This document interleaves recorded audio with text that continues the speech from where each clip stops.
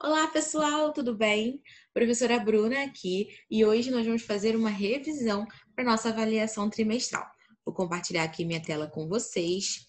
Nós vamos falar hoje sobre os elementos do texto narrativo e sobre os tipos de discurso. Vamos fazer uma revisão, lembrando que isso já foi falado na aula 17 e 18, tá? Então, se tiver alguma dúvida, alguma coisinha, volta lá na aula 18 e continua nessa.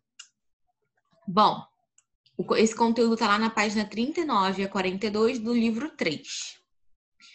Para resumir, pessoal, o que é o narrador, né? Quem são os narradores? Quais são os tipos de narradores que nós podemos encontrar em uma história? Nós vimos que nós temos o narrador personagem, o narrador observador e o narrador onisciente, certo? Mas a gente lembra quais são eles? O que representa cada um? Olha lá. O narrador personagem, né, é aquele em que a narração ela conta com verbos na primeira pessoa e ele é o personagem da história, ou seja, ele mesmo está narrando aquela história para você. O próprio narrador é o personagem daquela história, certo? A gente tem o ponto de vista dele. Quando a gente tem um narrador observador, a narração ela é feita com verbos na terceira pessoa, ou seja, ele, ela, fizeram, é aquela pessoa que está do lado de fora, tá? Ele não vai participar da história, mas ele vai saber de tudo que acontece. Só que ele sabe de tudo que acontece, mas ele não conhece tudo sobre os personagens. Isso é muito importante. E essa é a principal diferença do narrador observador para o narrador onisciente. O narrador onisciente é aquele que também vai ter, né, verbos na terceira pessoa, mas também vai ter verbos na primeira pessoa, porque ele vai conhecer tudo sobre as personagens e sobre a história. O narrador onisciente é aquele narrador que vai conhecer o personagem e vai dizer o que ele está sentindo, o que ele está achando. Ele não está ali só observando. Ele traz ali um conhecimento geral, um psicológico das personagens. Então, a gente tem esses três tipos de narrador e eles são extremamente importantes para a gente identificar um texto. Nós temos também os tipos de discurso, vocês lembram? Nós temos o discurso direto, o indireto e o indireto livre. O que acontece com os tipos de discurso? Eles são extremamente importantes para a gente entender o enunciado, né? O que aquele texto está trazendo para a gente. E é importante aqui destacar que cada um ele tem uma funcionalidade específica. No discurso direto, a fala dos personagens, né? Ela é visível, ó. Por quê? Porque geralmente ela vai trazer ali um travessão, ela vai vir depois de 2 pontos.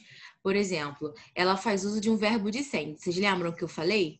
O que é isso, um verbo dicente? É aquele verbo, por exemplo, dizer, indagar, responder, afirmar. Exemplo, Susana entrou na loja e perguntou: quanto custa este?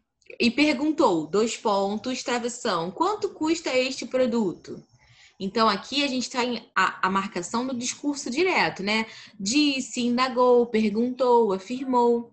E a gente vai ter o uso, né, da pontuação, como os 2 pontos, travessão, aspas, uma mudança de linha para caracterizar uma outra fala dessa personagem.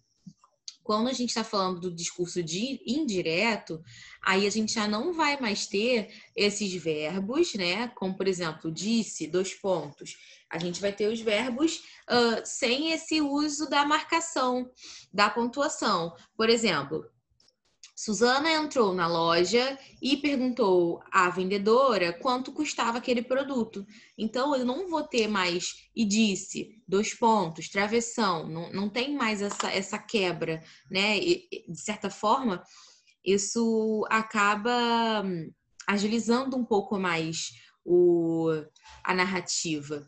Então, no discurso indireto, a fala ela não é visível da personagem, mas ela é informada pelo narrador. E aí, nesse caso, a gente vai ter o verbo dizer, responder, falar, perguntar, pedir. Na forma verbal, por exemplo, disse, respondeu, falou, perguntou. E a fala do personagem, ela vai aparecer na terceira pessoa do singular ou do plural, né? Então, é importante que a gente tenha isso aqui em mente. Quando a gente está falando do discurso indireto livre, a gente vai ter uma fusão desses dois discursos, tanto do discurso direto quanto do discurso indireto. Como é que isso vai funcionar?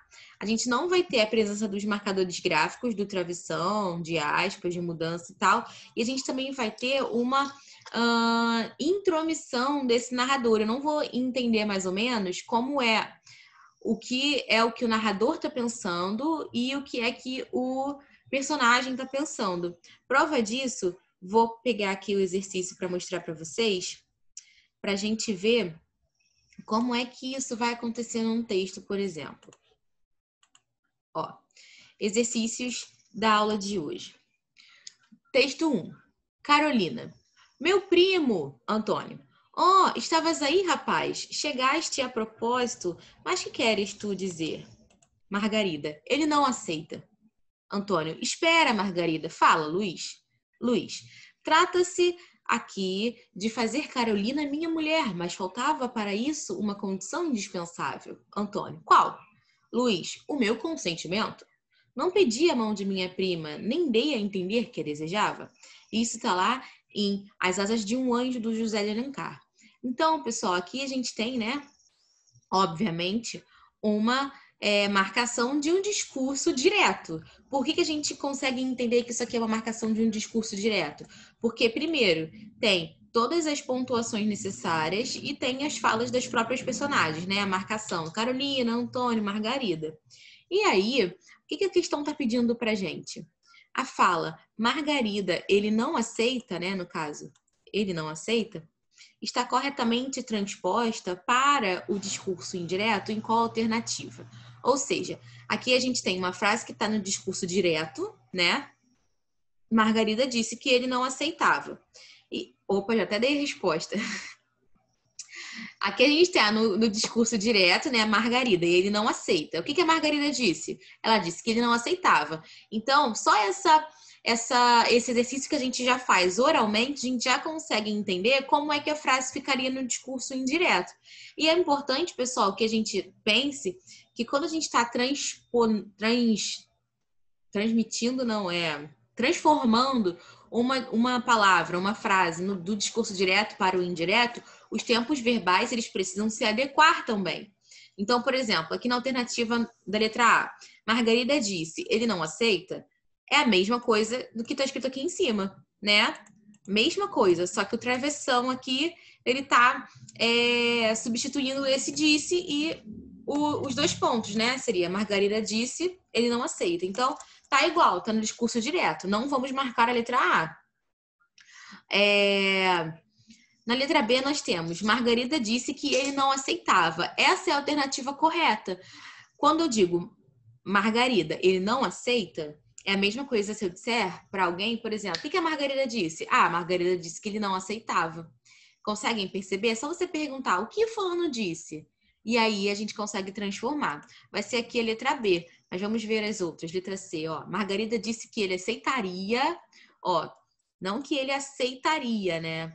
Ele não aceitaria. E na letra D, Margarida disse que ele jamais aceitará. Então aqui a gente já tem, né, outras marcações. Esse jamais, ela não colocou esse jamais. Então a gente precisa sempre colocar transformar a oração, a frase certinha, tá? Agora vamos para a segunda. No texto 2. Sempre é assim. Quando chegamos nas férias, queremos aula. Quando temos aula, queremos férias. Já parou para pensar por que não temos férias quando a gente quer? Seria muito mais legal. Era só pedir para a professora: posso ficar de férias? Será que seria assim, pessoal? Bom, está lá no Quando é Hora de Tirar Férias, da Joana Cassel Fernandes. O que está pedindo essa questão para a gente? Ó, como ficaria a frase posso ficar de férias em um discurso indireto? E aí, lá em cima, né, a gente tinha o discurso direto para passar para o indireto. E aqui também. Então, quando ele diz aqui, era só pedir para a professora, posso ficar de férias? A gente tem que transformar esse discurso num discurso indireto. Como é que ficaria? Posso ficar de férias? Não, né? Aqui está praticamente igual ao de cima. Então, não vai ser letra A.